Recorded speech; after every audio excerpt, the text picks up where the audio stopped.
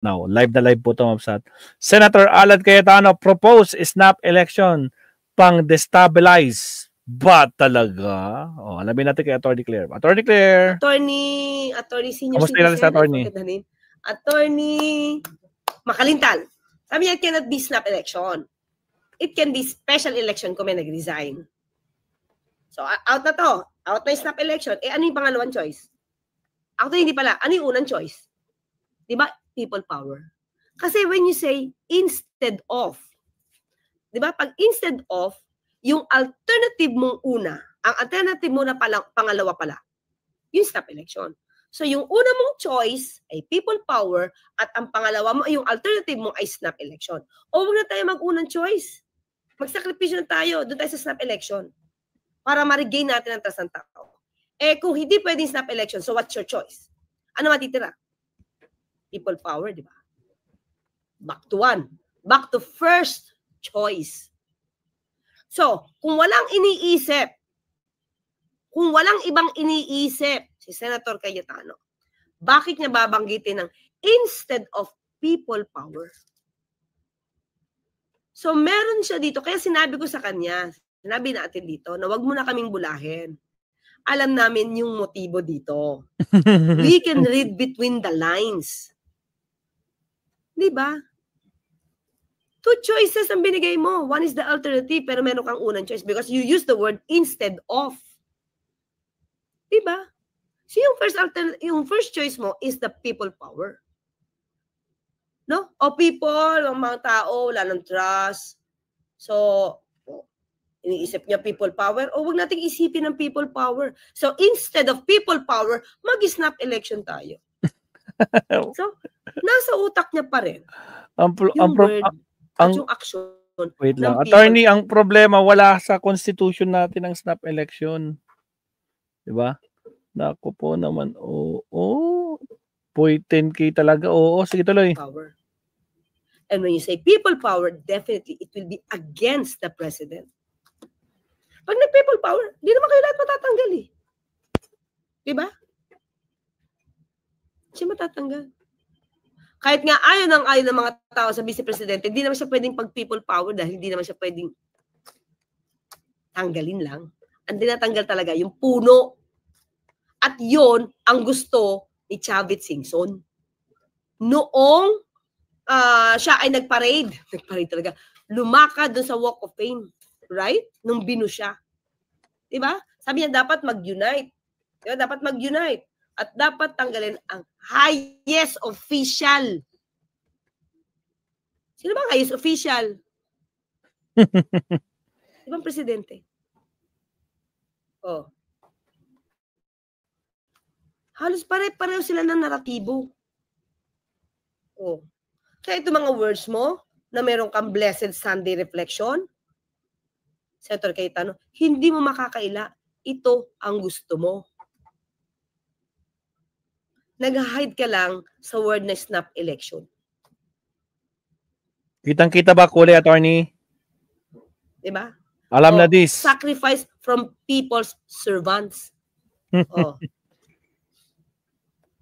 Good evening, Attorney Yusek. Hindi naman kaya sabit din si Boy 10K sa flood control scam? Kaya gusto niya magka-snap election. Ewan ko.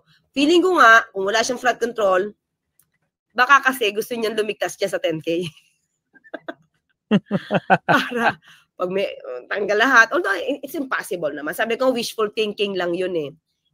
If, sabi niya if, di mawawala na yung kanya, makakalimutan na yan. Para pag nagkaroon na naman siya ng ito, pag nangampanya siya, tingnan niyo ha, pag hindi niya nakuha to ha, pag hindi niya nagawa yung 10K na yan, baka pag nag-eleksyon, bigyan niyo pa ako ng another 6 years. Hindi ko nagawa ito habang ako ay nandoon. Kinapos ako ng oras. Vote for me again. Diba, Master Pogi? Sabi may unfinished business ako. Let me do that. This time, 20,000 na kada pamilya. Tingnan natin. Diba? Boy K, 10K, manahimik ka, wala kang kwentang senador. Jonas Benavides. Sabi nga natin ang idle mind becomes the devil's playground. Yun lang. Isip-isip naman. Di ba? Isip-isip naman minsan. Para sa ikagaganda ng bayan, hindi yung puro politika eh. Ha? Oh. Oh. Nahingahan ka ba? Nahingahan ka ba? Oh. Ng amo mo? Ba? Si dating Pangulo Duterte? At sabi niya, if we truly serve them, then starting over shouldn't scare us. Diba? Umpisahan mo na, Boy 10K. Tingin ko, ako feeling ko, para mas maganda ang nasa sa isip mo at sa puso mo, you start over again for a better relationship with your brother. Doon ka muna mauna, bago mo isipin yung ibang tao. Doon ka muna sa kapatid mo. Ayusin mo kung meron kayong hindi pagkakaayos. Kung meron pa kayong hindi pagkakaayos, ayusin mo yung kapatid mo, ayusin mo yung relasyon mo, para maniwala kami na you are concerned, no? For the interest, no? You are concerned with the interest, no? Of other Filipino people. Doon muna. Kasi lapit-lapit ng kapatid mo, kung hindi kayo maayos, paano yun? Diba? How can you serve the kababayan, the taong bayan, kung yung kapatid mo hindi kayo okay? Kaya nag-aaway sila magkapatid. Peering with your relationship, your private family. business, with your private business with your brother. Pero that's a start. Yeah, then starting over. Doon ka muna mag-start. Because because real change starts with radical honesty. Mukhang sa'yo applicable yan. Diyan ka muna mag-start. And the courage to admit when it's time to step aside. We are also praying for you, Senator Cayetano. Okay?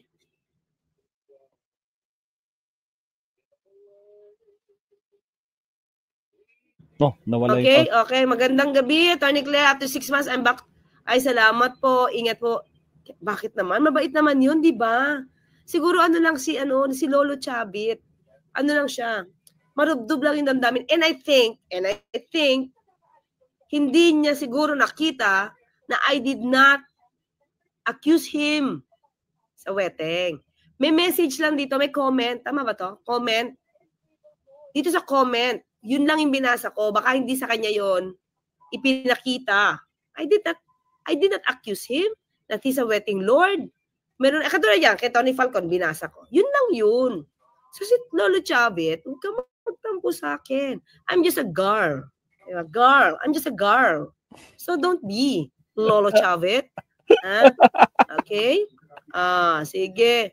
Pero sa akin lang, si Lolo Chavit, siguro dapat cool down na siya. Cool down. Chavit Singson, mag-cool down ka na. Anak ka lang kamote. Actually, attorney, meron siyang sinabi noon. 2 months ago, ang sabi niya, ang hiling ko, para lang sa pamangkin ko, gawing director. Yun yung hiling niya 2 months ago. Pero kahapon, ang sabi niya, in-offer daw ni First Lady yung PCSO. In-offer. Baligtad ang kwento. Buti na lang may video tayo. Pinakita ko kahapon. Putra, gustong matandang to. Sige, tuloy. It means, ano yung pang-relax na gamot? So, Leonardo Antag, shout out. Basta yung pang-relax, pang-cool down, di ba? Wala po tayo masamang sinabi sa'yo. Tinanong ko lang naman bakit gusto nyo yung pamangkin nyo doon sa yung PCSO eh. Yun lang naman. Sabi ko naman, kaya mo naman bigyan yan. Sabi ko nga, you're so rich, ang dami-dami yung gold bars. So baka pwede nyo naman siyang mas magandang trabaho, di ba? Na mas kikita siya na hindi na siya iisipin, bakit nasa government ka? Di mo naman kailangan sa government. Kasi rich. Diba? Rich naman kayo. So don't get mad at the girl. I'm just a girl. Okay? Nelson Capino, thank you sa sticker. Agustin Mondragon, maiba ako. Ang embassy natin sa London ay frustrating at not accommodating. Ito ko lang basahin ko yun. Meron ako experience dyan. Okay, pero sa mababait po sa Greece. Diba? Wait, alam ko sa Greece kami.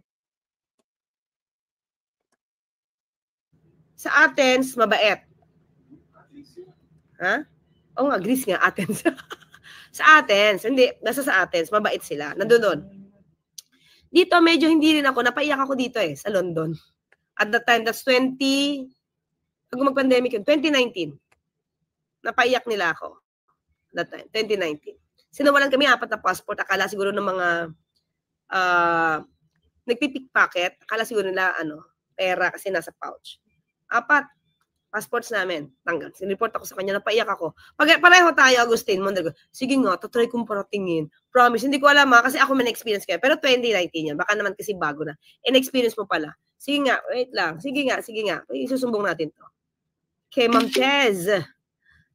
Secretary Tez. Sa London. Uy, pero ito in fairness yung mga taga-London naman. Huwag na tayo sa embassy natin. Sa mga taga-London naman, mabait sila. Nabaitan ako sa maliban lang sa nag-pickpocket. Okay. Well, sino yung unang nakaisip mag-resign ang siya mauna? Yun na nga, Chona OFW. Pero sabi ko, tingin ko, hindi naman yung target niya. Nagkataon lang. Diba? Talaga nasa isip niya is people power. Kasi instead of people power, so ibig sabihin niya, yung mga tao, diba? You're trying to convince other people to do that people power. So instead of people power, snap election na. So dalawa lang yung choices niya People power and snap election. So, pinapatanggal niya pa rin ng Pangulo. That's the number one, motibo. Di ba? Pinapatanggal mo pa rin ang Pangulo sa pwesto. Ang kinakatakot ng pamilya Duterte ay mawalan sila ng lakas politiko sa oras na mamatay si Digong nang hindi nakakapwesto sa palasyo si Sara. Kaya lahat gagawin nila para sirain si PBBM. Pero nagtatrabaho ko si Pangulo So, I don't think alam na siguro ng mga tao dito, yung mga dati nabobola nila, diba? Yung Pangulo po nagtatrabaho. Diba? Ang dami lang kasi talagang fake news. Gumagawa ng kwento. Ang dami nga sa akin, kinuha yung picture ko, ginagawa na ako ng mga TikTok na fake But anyway, mga clear, thank you so much na ko Tata and Sir Agustin Mondragon. Sige po, paano ko po to? Bigyan niyo po sa akin yung full name nung kapatid po ni Ma'am Seni para malaman natin kung ano nangyari dyan. Patry po natin na mapaalam. Nayowa Misato. Sa totoo lang po, matagal na akong gigil kay Cayetano sa week kasi sa pagkapangulo ang gunggong na yan. Okay, mga kapatid. Sing Cronado Vlog. Thank you po sa super sticker. Sing Cronado, shout out. Vlog. O, paano makaka-clear? MIBs ko?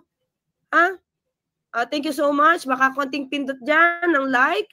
Almost 5,000 live views tayo. Pakipindot po ang inyong likes. Hindi pa nag-like dyan. Like, subscribe na rin po, mga kabsat. Share na rin. At saka subscribe sa mga bago. Thank you, Gilbert B. Salamat. Liliw Laguna and New York Woodside. Salamat po. And bingo. May fake news pinapakalat ng mga DDS nag-resign na daw kayo, attorney. Oo nga, kasi araw na ba? Taga lang po, Wednesday, Thursday, Friday, tapos Monday. Ang dami po kasing event. Ang dami pong pinupunan ng Pangulo, especially nung nagkalindol. Di po ba, nagkabaha. So, pagka po may tatamaan po talaga yung oras ng press briefing natin, hindi po ako sumasabay. At nauunawa naman po ng MPC yun. So, minsan nagtatanong lang sila sa akin through Viber. So, bukas po, baka wala pong tamaan, magkaroon tayo ng press briefing. Makikita niyo po naman ulit ako. Okay? Salamat, attorney. Na lahat ay safe. Right. Thank you, bingo. Thank you, Attorney Claire. So, ayun, narinig na naman sa Attorney Claire yung update na naman yan. Ako po, si Boy 10K, iba talaga ang tabas ng dila. Parang hindi attorney, no? Parang hindi niya alam yung sinasabi niya. Kaya to, binasag-basag siya ni Attorney Rene Bueno, di ba? Yung topic natin kanina umaga. Ibang class talaga si Boy 10K, mabsat, no? Nananaginip, Naomi Chin. Tragis na Boy 10K to, anak ng kamote. Snap election daw. Unahin niya na unahin na niya. Kasama ng pamilya. Pati yung kapatid niyang lalaki. Nag-aaway na sila. Tragis. Siya. Okay na tayo, mabsat. So, thank you very much. It's already 10:30 na po ng gabi. So, at least kahit papaano nagsama-sama tayo. Again, maraming salamat, mabsat, sa mga di pa nagla-like dyan. Paka naman, like po tayo, mabsat. Wala pong bayad dyan. Thank you very much. Yan. Guys, pwede tayo lumipat kay Attorney Claire. Kasi meron pa siyang 3rd at 4th. 5 yata yung topic niya ngayon. So, pwede tayong manood doon. Maraming salamat po. Naomi Chin, Chaicher, Spanish Girl, shout out. Sino pa ba mga nandyan? Sir Leonardo Ansag, si Syncronado na kay Attorney Claire na. At sa lahat po ng mga silent viewers natin, maraming salamat po. And again, more blessings. Hanggang sa muli, kita-kits tayo sa ating next live stream. Maraming salamat, Maestro Paul is signing off. Bye-bye!